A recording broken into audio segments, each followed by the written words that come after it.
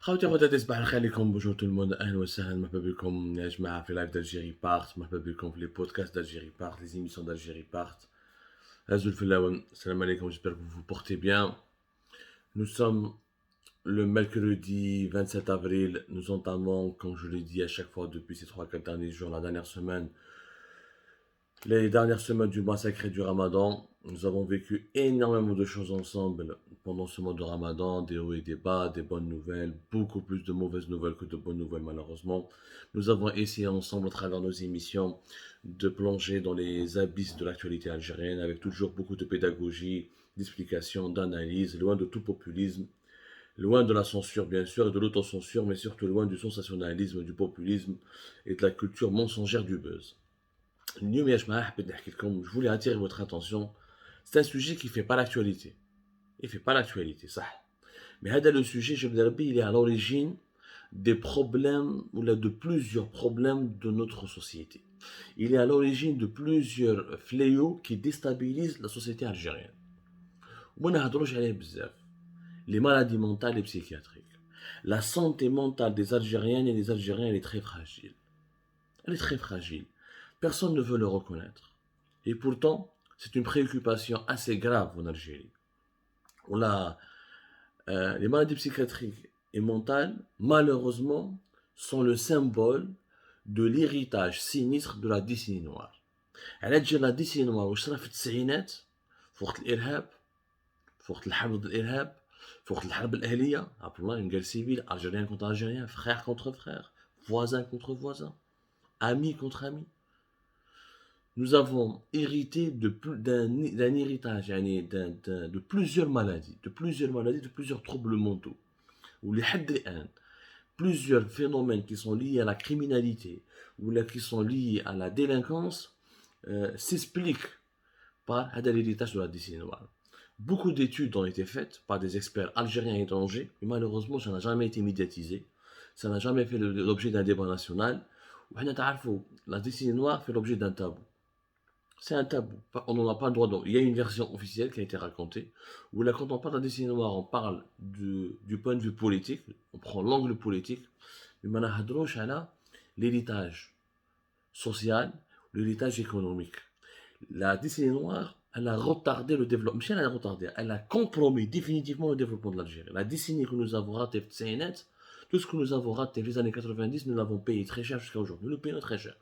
Si nous sommes encore un pays sous-développé, dépendant des importations, un pays qui n'est pas encore prospère, qui n'a jamais pu devenir un pays riche, si nous n'avons pas pu avoir des technologies, nous n'avons pas pu un développement scientifique, si on a encore une immigration très forte, clandestine ou la régulière, c'est parce que la décennie noire, elle a détruit l'espoir. La décennie noire, elle a fait trop de mal à l'Algérie. D'ailleurs, aucune étude, il y a eu des analyses, mais jamais eu une vaste enquête pour déterminer ce que la décennie noire a fait perdre notre pays sur le plan économique et social.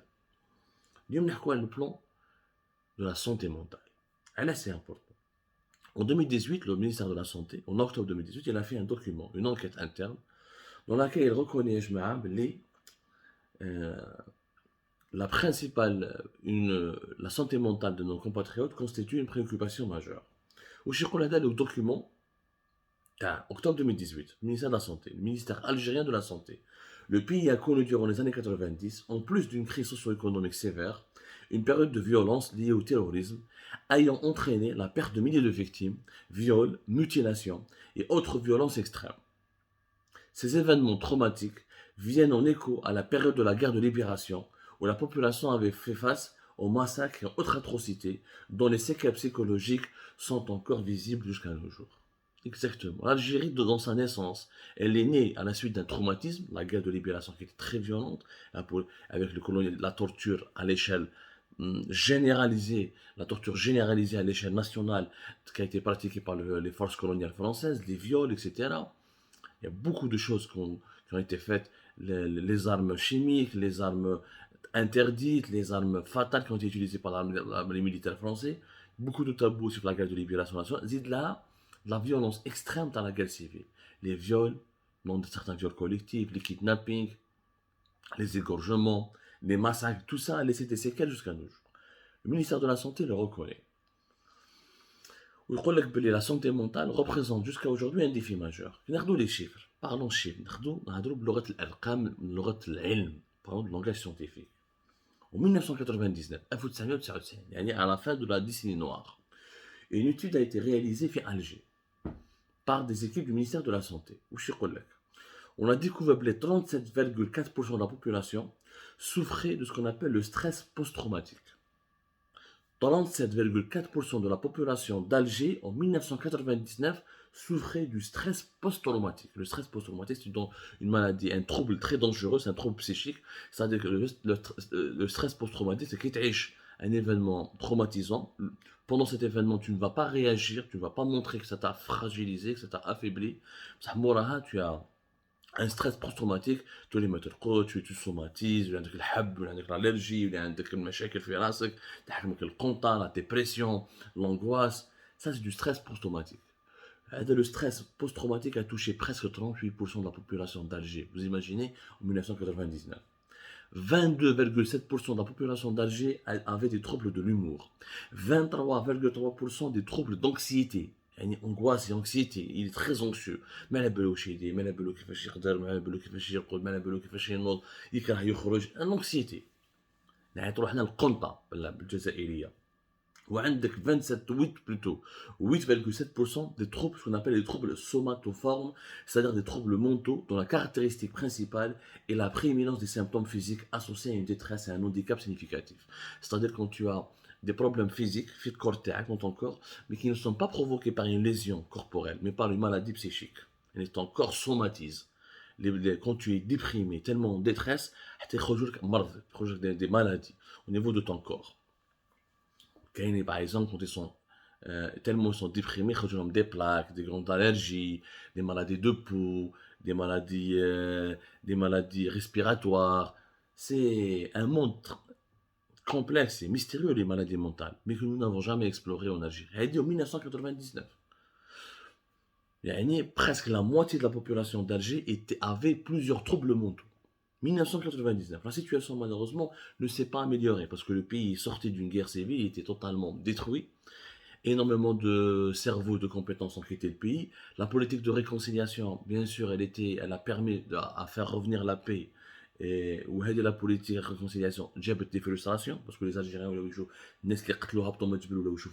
que nous avons vécu en Algérie, c'est rare, il n'y a pas eu assez de documentaires, assez de films, assez de livres, d'ouvrages scientifiques sur ce que nous avons enduré comme souffrance psychologique, comme souffrance mentale. تشوف اللي قتلك خوك واللي قتلك جارك واللي تعدى على جارتك ولا على اختك هبط من الجبل وسمحت له الدوله etc. Bon, mais cette réconciliation prouve que le peuple algérien voulait pardonner, a pardonné, parce que peut-être c'est le seul vote à la concorde civile pour la charte pour la réconciliation nationale, le processus qui a commencé de 1999 jusqu'à 2005, 2004-2005, c'est les seules échéances électorales, c'est les seuls processus politiques où il y a eu une adhésion populaire. Et il n'y a pas eu de trafic des voix ou un trucage des élections. Pourquoi? Parce que les Algériens, ils voulaient pardonner, ils voulaient aller de l'avant, ils voulaient tourner la page de l'horreur des années 90, ils voulaient reconstruire leur pays. En 2005, les maladies mentales figuraient en Algérie parmi les 10 maladies chroniques retrouvées chez les personnes qui ont été soumises à une enquête, à l'enquête nationale de santé menée par l'Institut national de santé publique en 2005. L'Institut national de santé publique, le fameux INSP, c'est l'organisme par excellence gouvernemental qui est chargé par le ministère de la Santé de faire des études sur le terrain sur l'évolution des maladies ou le degré de propagation des maladies au sein de la population. C'est-à-dire en 2005, parmi les 10 maladies chroniques les plus propagées en Algérie, il y avait les maladies mentales. Bien sûr, il y a plusieurs études qui ont été menées en 2004, en 2000, mais malheureusement, le peuple souffrait, la société algérienne souffrait, les maladies mentales se propageaient parce que les traumatismes, dans les années 90, les femmes qui étaient enceintes, moi je connais beaucoup d'Algériens qui étaient enceintes à l'époque, qui ont assisté à des massacres, quand leurs enfants sont nés, qui n'ont pas assisté aux événements des années 90, mais à la naissance de leurs enfants, vers la fin des années 90, il y a eu une transmission corporelle de ces émotions négatives, de ces émotions traumatisantes, de cet héritage, encore une fois, émotionnel très difficile à assumer. Bon, قعد le pays هكذاك où les maladies mentales psychiatriques ont continué de se développer alors que l'Algérie, malheureusement, n'avait pas suffisamment les capacités pour traiter ce problème. D'ailleurs, la preuve, en 2017, il y a eu plus de 900 000 consultations psychiatriques en Algérie. Le chiffre le plus récent, plus de 900 000 de consultations psychiatriques en 2017. En Algérie, depuis 2018, on n'a que 20 hôpitaux spécialisés en maladies mentales, avec une capacité d'accueil de 6 000 lits, ce qui est totalement insuffisant. Nous avons 900 spécialistes en santé mentale, ce qui est largement insuffisant pour répondre aux besoins des Algériens. Et plus tard, comme on a comme dans une émission, la fuite des médecins algériens vers la France, les psychiatres, ce sont les médecins qui fuient le plus. Les psychiatres algériens, ce sont les médecins algériens qui fuient le plus le pays pour aller s'installer en France.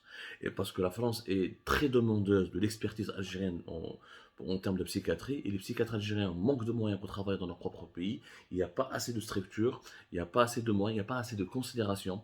Et comme ils font face à un travail de terrain très compliqué, avec des maladies, avec un héritage très dur de la décennie noire, et ben malheureusement, beaucoup d'entre eux craquent et préfèrent aller travailler en France dans un contexte un peu plus facile ou là un peu moins hostile. Donc, très peu de moyens face à un héritage qui est très difficile. Bon, l'État algérien a fait des efforts, bien sûr. En octobre 2020, le ministère de la Santé a fait des déclarations où nous sommes en train de renforcer les moyens, où la santé mentale, la journée mondiale de la santé mentale qui est célébrée chaque année le 10 octobre, elle est célébrée en Algérie, où il y a des nouvelles réglementations, où il y a des nouvelles lois, par exemple la loi sanitaire numéro 18/11 du 02 juillet, qui a adopté la mise en œuvre du plan national de la promotion de la santé mentale. Il y a eu des avancées, mais malheureusement, un de les avancées sur le terrain, que ce soit des nouveaux équipements médicaux, des nouveaux médecins formés ou des nouvelles infrastructures réalisées, ne correspondent pas à la croissance inquiétante des maladies psychiatriques. Un truc comme un exemple, par exemple, une étude qui a été faite au CHU de Tizi Ouzou, en 2020, par exemple, il y avait 13 000 consultations. En 2021, 14 000 consultations. La croissance, elle est importante. يعني ما حبستش.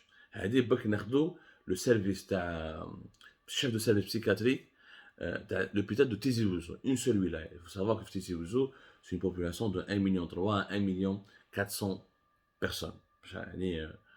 Et sur 1,3 million, 1,4 million, nous avons 14 000 consultations pour des maladies psychiatriques et des troubles mentaux en Algérie. D'ailleurs, le chef de service de l'hôpital psychiatrique d'Atizi Ouzou, le professeur Zéri Abbas, il avait fait une conférence de presse où il avait expliqué voilà, les dégâts de la toxicomanie, les dégâts de l'addiction à l'alcoolisme, à plusieurs formes de dépendance, sont en train de faire des ravages dans notre pays, où il avait tiré la sonnette d'alarme, il y a eu il y a des enquêtes de terrain, mais les maladies mentales sont en train de se propager. C'est un cas la dernière étude de terrain qui a été faite, la dernière expérience de terrain qui a été faite au l'hôpital de Tizi Ouzou. Donc on généralise, on fait des études de terrain et on les généralise sur l'ensemble du territoire national, on va se retrouver avec des chiffres effrayants. Surtout les psychiatres remarquent un impact énorme de la consommation la consommation des stupéfiants. Les Algériennes et les Algériens se réfugient énormément vers la consommation de la drogue. Pour qu'ils oublient leur détresse ou pour qu'ils puissent surmonter leur détresse. Et tous les psychiatres sont d'accord, même pour la génération qui n'a pas connu la guerre civile, elle a hérité de la part de ses parents, ou elle a été éduquée par ses parents dans les traumatismes des années 90. C'est très important à comprendre. Nous allons revenir sur ce sujet bientôt avec de nouvelles révélations, de nouveaux chiffres. Prenez soin de vous et partagez maximum cette émission pour casser ce tabou autour des maladies mentales.